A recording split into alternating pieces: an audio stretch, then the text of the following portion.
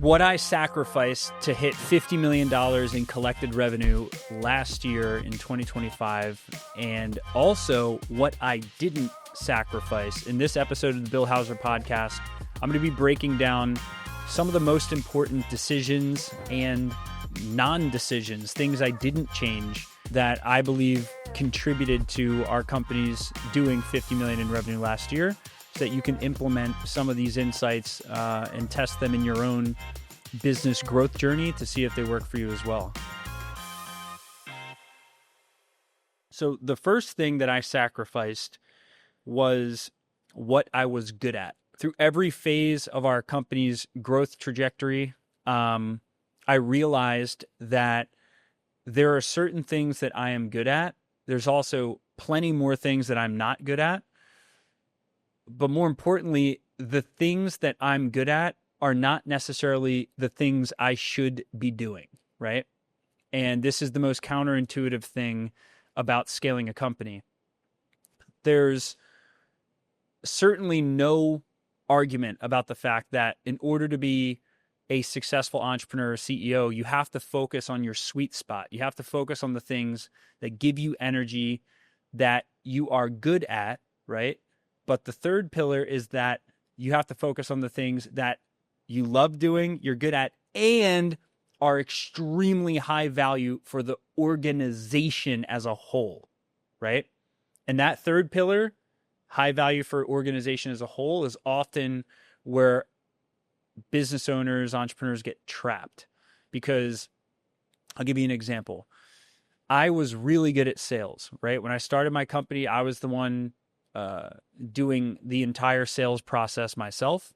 And after about a year or two of doing that, I realized that if I truly wanted to scale a company, I had to stop doing sales myself, right? So I had to give up something that I was great at and delegate that to someone else and hire someone to take over the role of doing sales. And that was one of the most painful transitions for me in the company.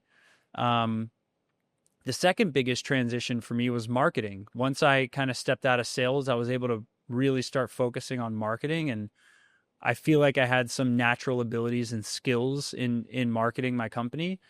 And the same exact thing happened. I realized that in order to truly scale the company, I couldn't be focused on day-to-day marketing initiatives of the company, which is why I partnered with my business partner who was chief marketing officer and for the last 4 years or so, and after 4 years of my business partner being CMO of SMB team, recently we introduced a new CMO for SMB team, and my business partner is now chief innovation officer, which is where he really provides the highest impact for the organization.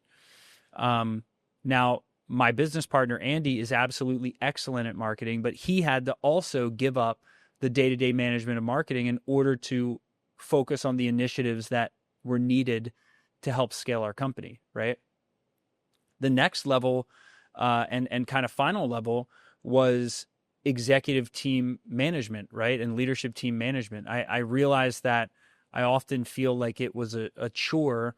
I was good at it, but it felt like it was more of a chore for me to manage people. And I work much better as a creative without needing to manage people, to focus on solving projects rather than people problems. And so I had to give that up and delegate to my COO the management of our leadership team, right? And all of these were extremely uncomfortable.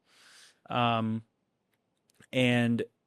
yet they were examples of me kind of veering away from things I'm good at in exchange for focusing on something even higher value, right? So if you look at what I did over the last few weeks, like I was focused on innovating our new AI call center technology for our attorney assistant business.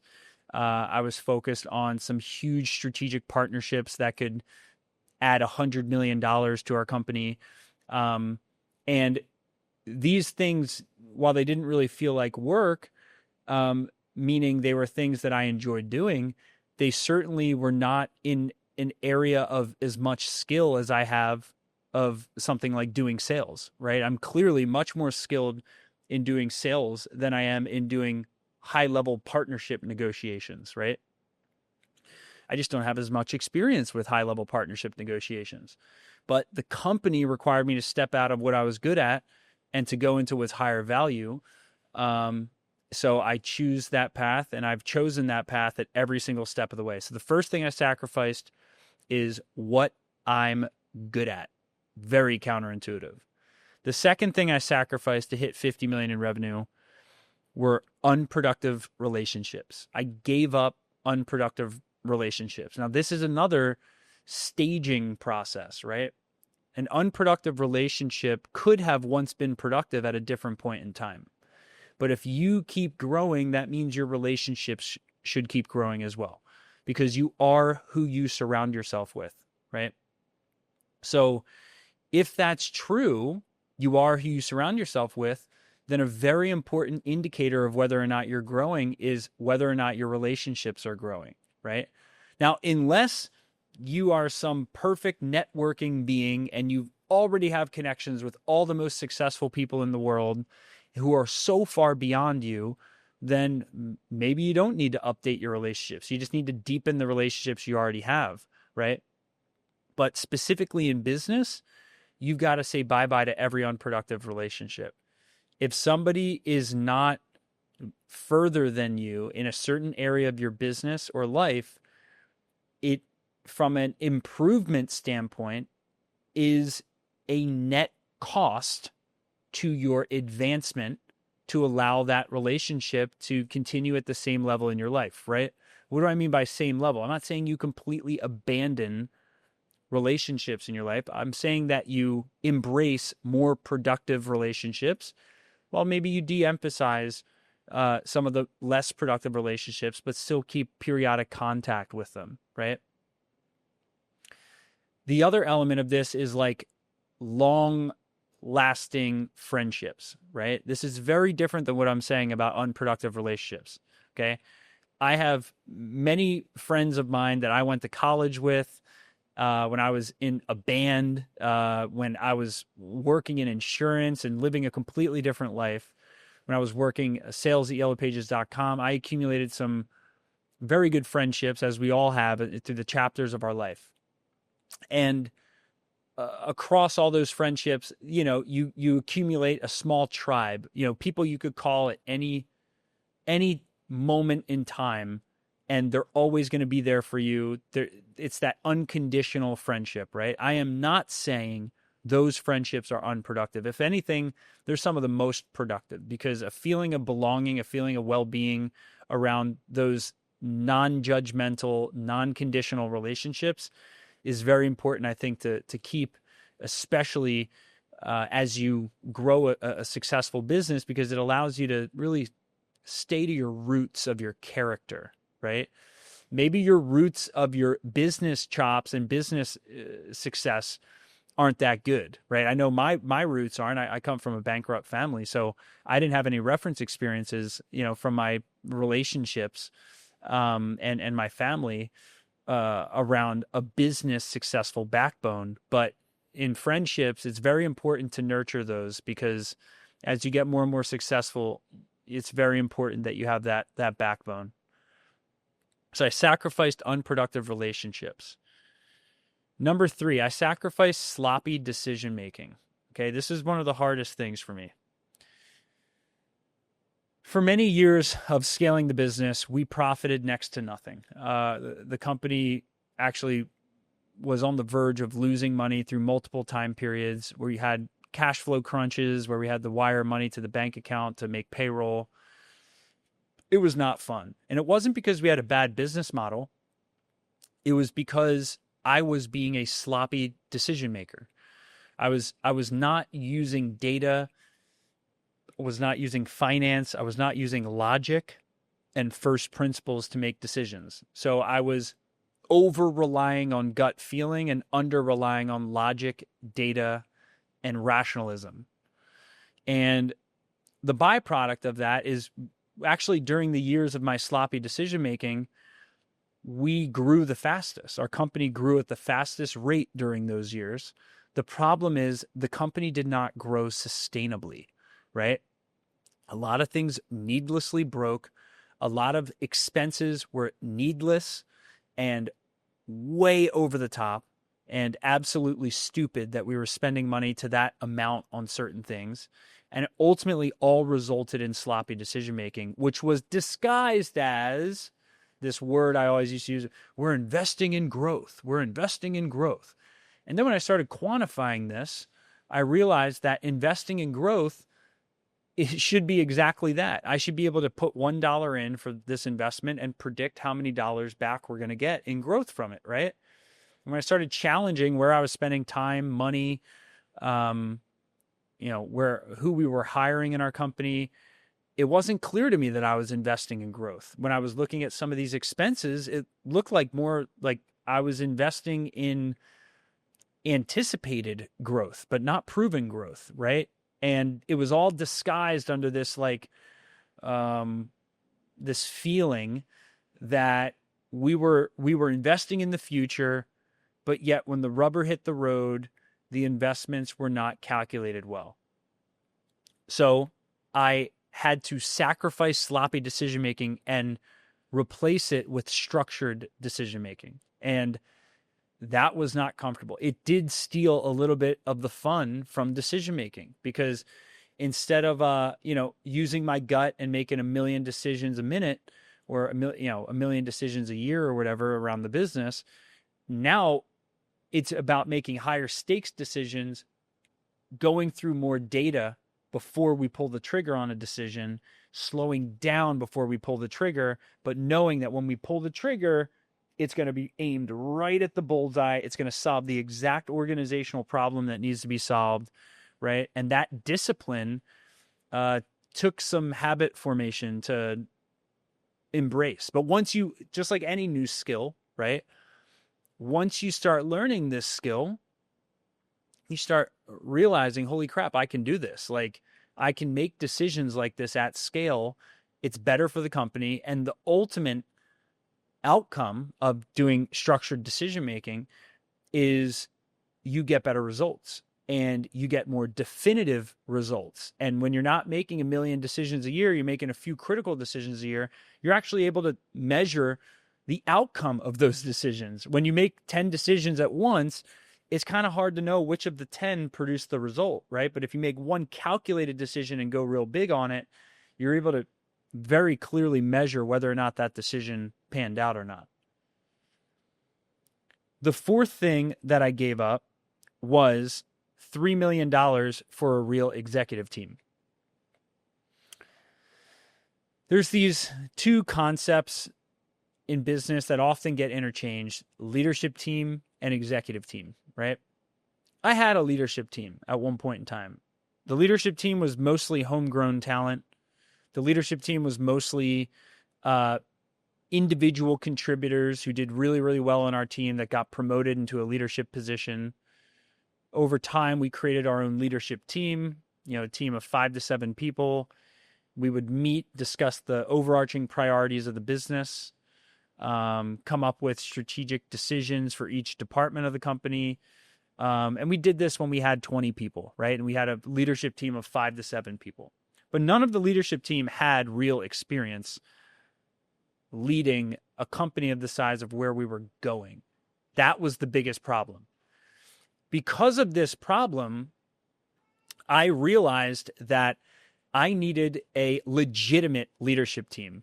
My legitimate leadership team needed to be a executive team, okay? People who had been there and done that, right?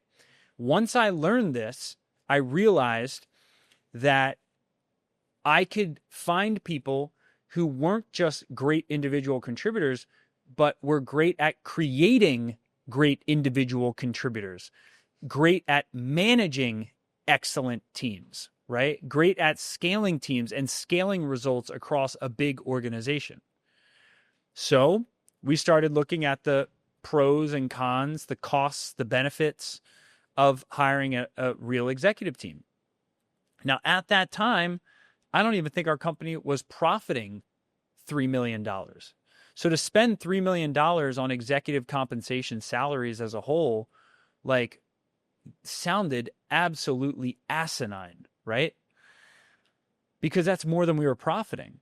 Well, what happened? We hired a real CMO who had scaled teams before. We hired a real COO of client services. We hired a real vice president of finance. We hired a real, experienced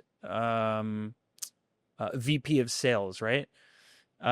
We hired a VP of coaching who had already scaled a multinational coaching business, right?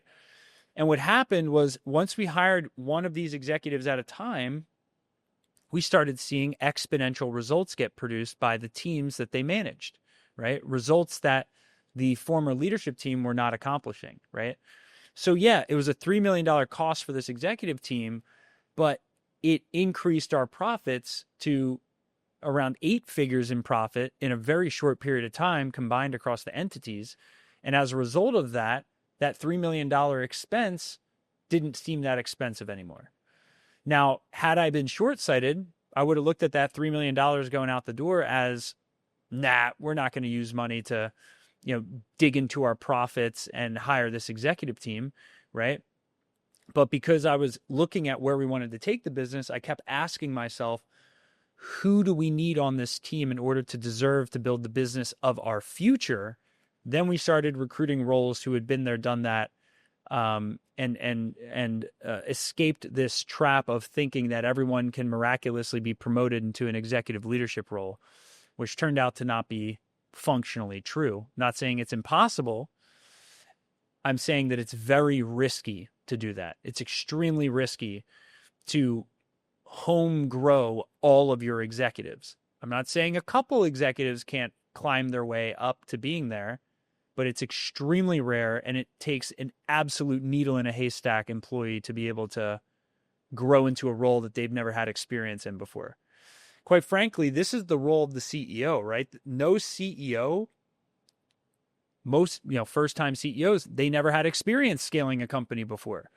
So you're looking for someone who's as much a needle in the haystack as the CEO of the company, right? To be able to thrive at a role in which they don't have experience. And that's what CEOs do, but it's very rare that other employees are going to be able to do that. So I sacrificed $3 million for a real executive team. Number 5, I sacrificed growth at all costs for sustainable growth. Of all the ones that sucked the most, I think this one sucked the most as the biggest sacrifice. We were just growth. That was our mentality for 3 or 4 years, right? It was sloppy, a word I've already used, but it started actually harming our clients. It started actually harming our team. It started creating a bunch of complexity in the organization. And I realized that top line growth at all costs was not our North Star metric anymore.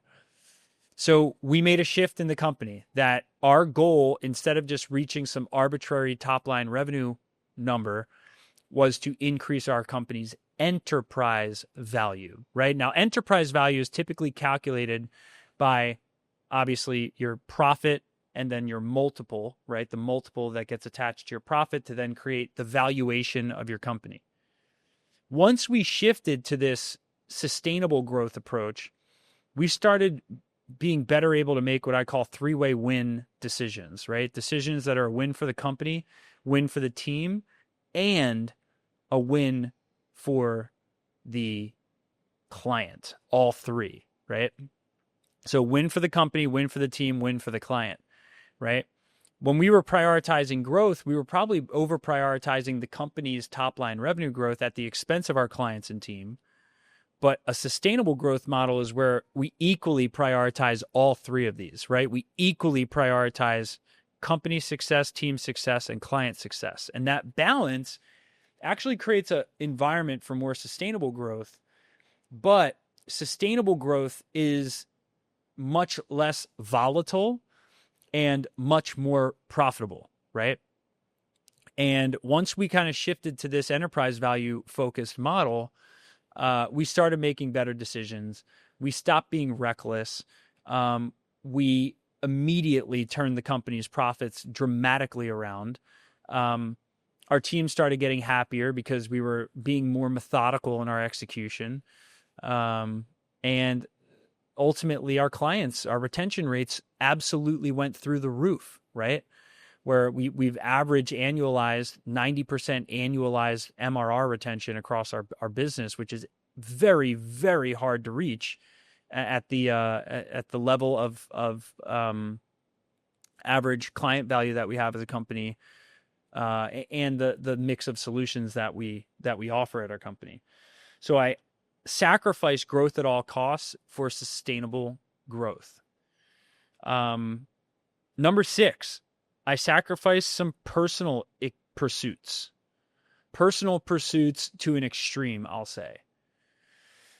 Prior to this year, I was like racing motocross, dirt bikes, pretty competitively, traveling around a lot.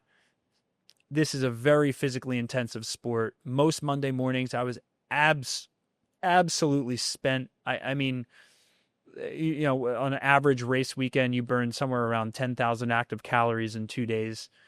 Extreme zone 5 cardio exertion. Very, very difficult sport. Very dangerous. A bunch of injuries. And what I realized was, if I'm really going to put this vision for the company first, I have to become a little bit more smart with my personal pursuits. I can't be so obsessive with them. So I stopped racing motocross.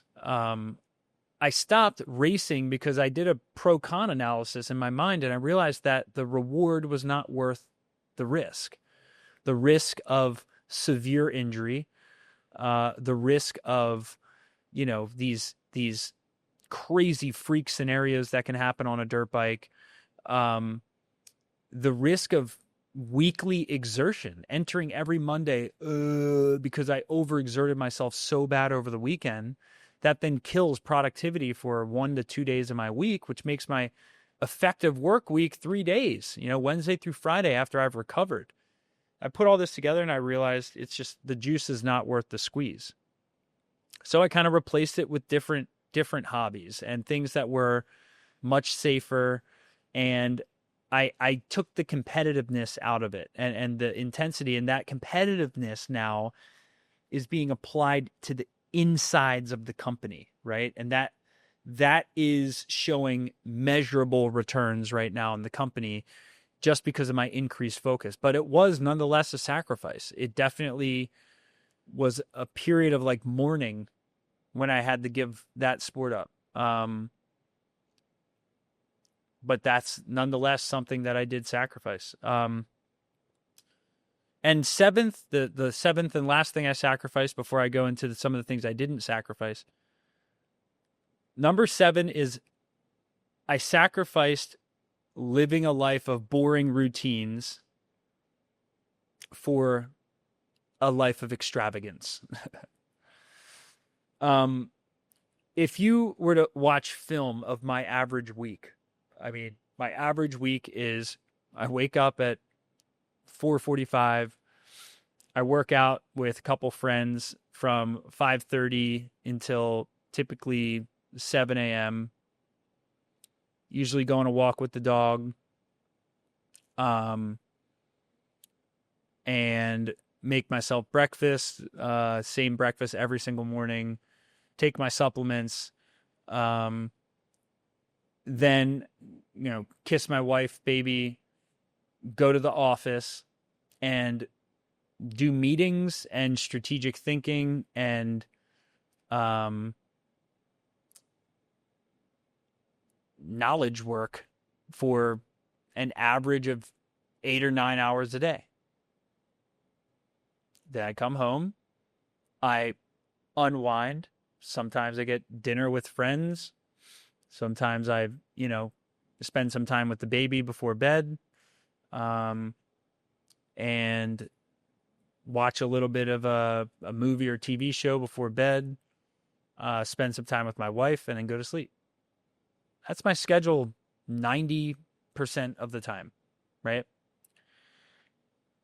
I don't allow a lot of volatility in that schedule and unpredictability in it, because my outcomes are so clear that I need to accomplish that, yeah, it may not be some extravagant lifestyle that I'm living.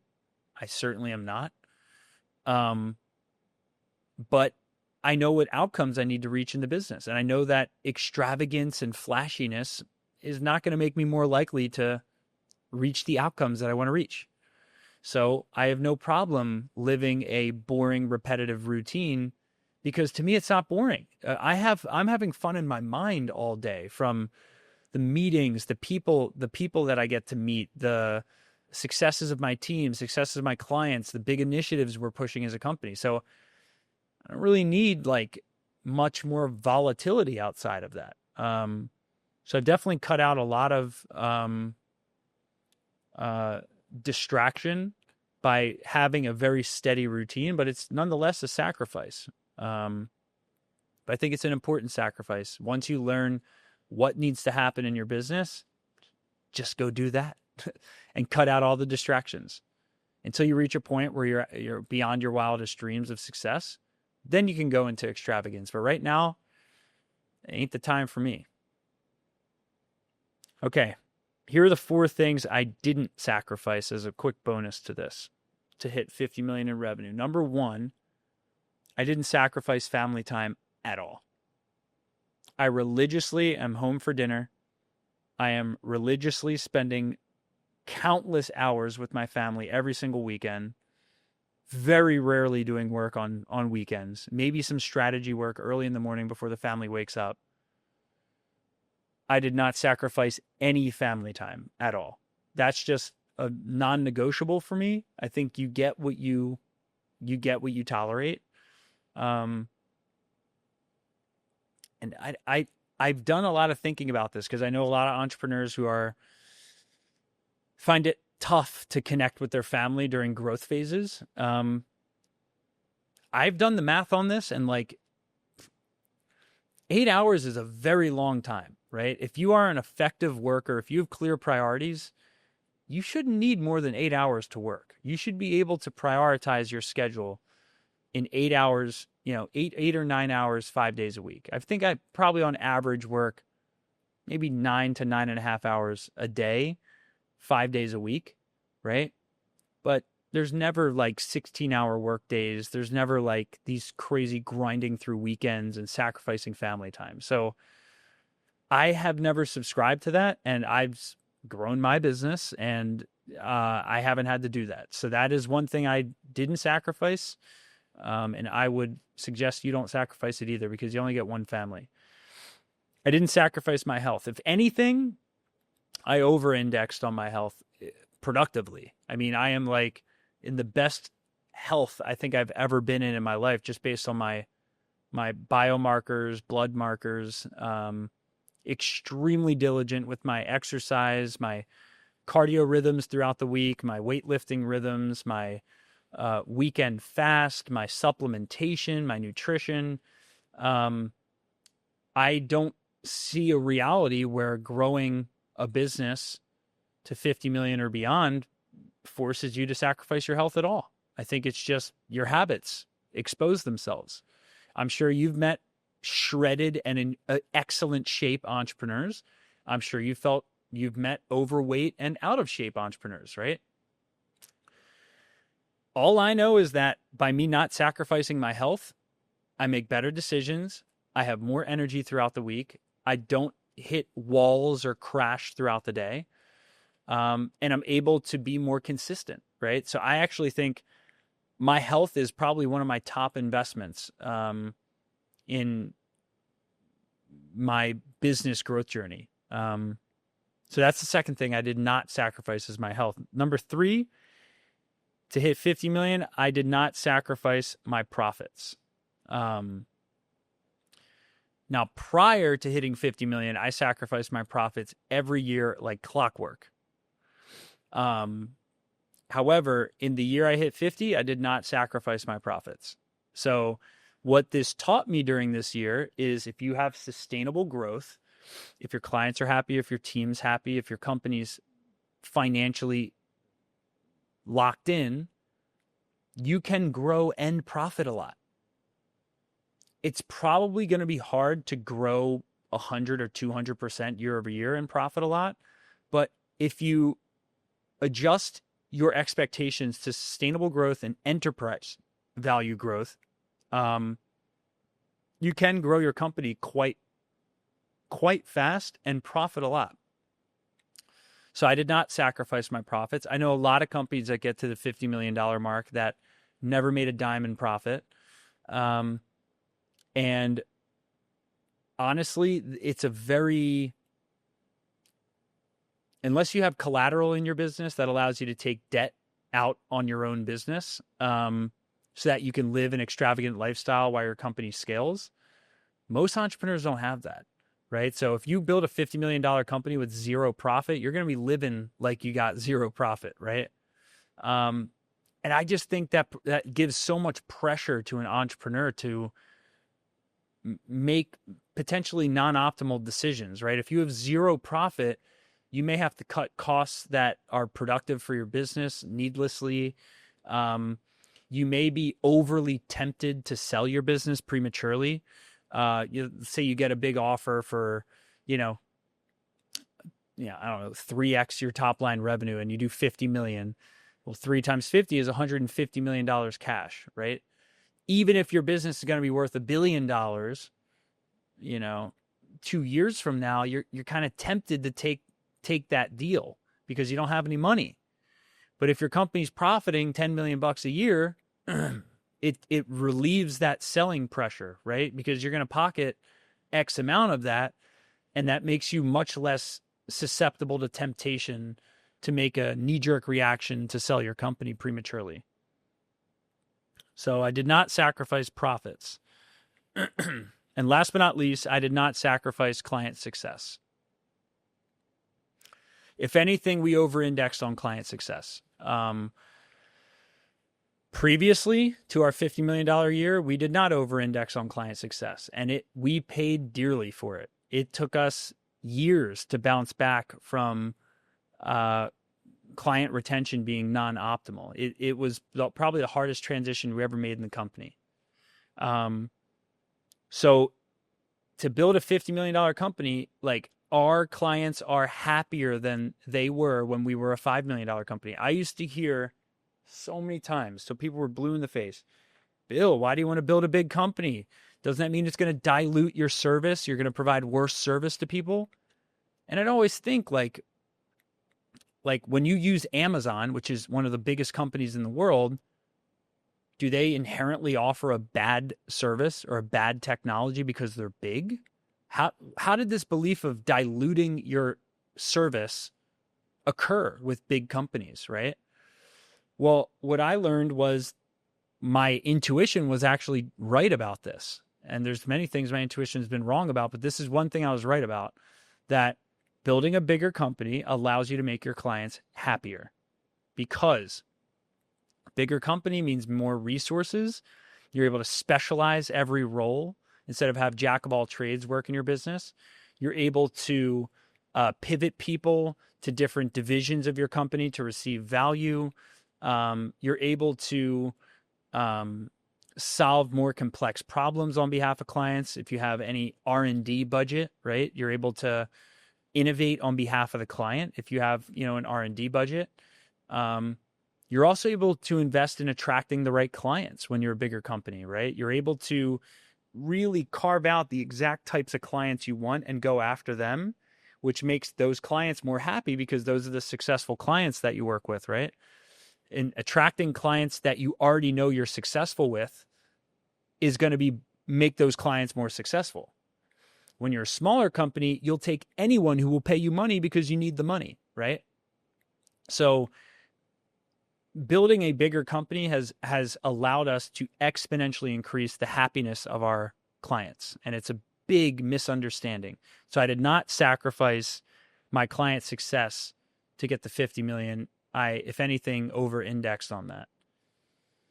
So those are the things I sacrificed and did not sacrifice to get the $50 million in revenue last year. I hope you can find yourself in some of these reflections of mine. I do want to finish by saying 50 million is tough, man. 50 million is it's much easier to run a $50 million business than it is to run a $10 million business. It's much easier to run a $10 million business than it is to run a $1 million business. So don't get me wrong there. It's easier to run a bigger company than it is a smaller company. The thing that's tough about it is like your value as a CEO completely changes at each of those growth phases. Whereas at 1 million, like you're the head honcho, you're the director of change, right? At 10 million, you're more of the director of strategy, and you still have some input on change because the company's small enough to like actually feel the effects of change. At 50 million, it's like a cargo ship, right? I mean, it's like to steer a cargo ship 180 degrees takes way longer than steering a jet ski 180 degrees, right? So change can feel a little bit slower.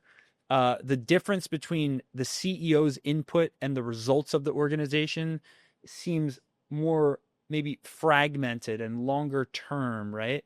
Your focus as a CEO focuses on these long-term initiatives that don't have crystal clear outcomes attached to them. So there's a very big transition that every CEO has to go through to get to the $50 million mark.